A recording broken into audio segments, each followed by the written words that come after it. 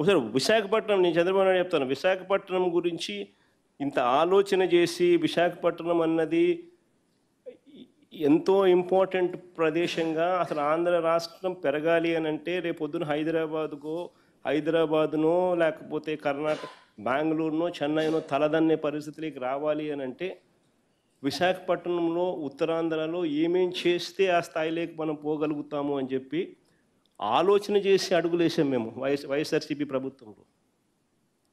అందులో భాగంగా మేము వేసిన అడుగులు భోగాపురం ఇంటర్నేషనల్ ఎయిర్పోర్ట్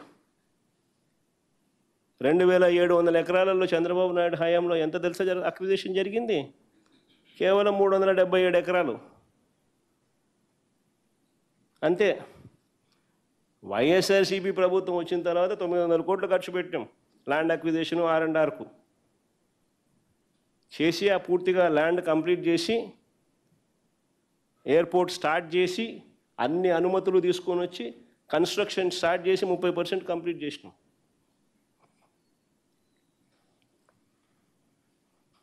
ఇంకో సంవత్సరంలో ప్రాజెక్టు కూడా అయిపోతుంది.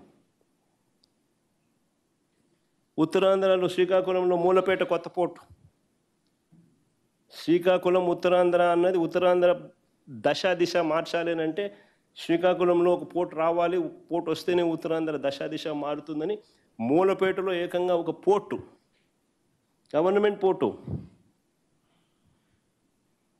ల్యాండ్ అక్విజిషన్ పూర్తి చేసి క్లియరెన్సెస్ అన్నీ తీసుకొని వచ్చి కన్స్ట్రక్షన్ స్టార్ట్ చేసి 30% పనులు కంప్లీట్ చేసినాం.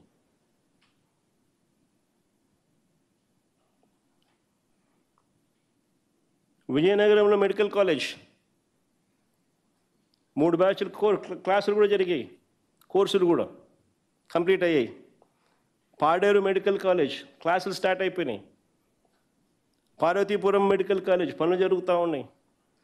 నర్సీపట్నం మెడికల్ కాలేజ్ పనులు జరుగుతూ ఉన్నాయి.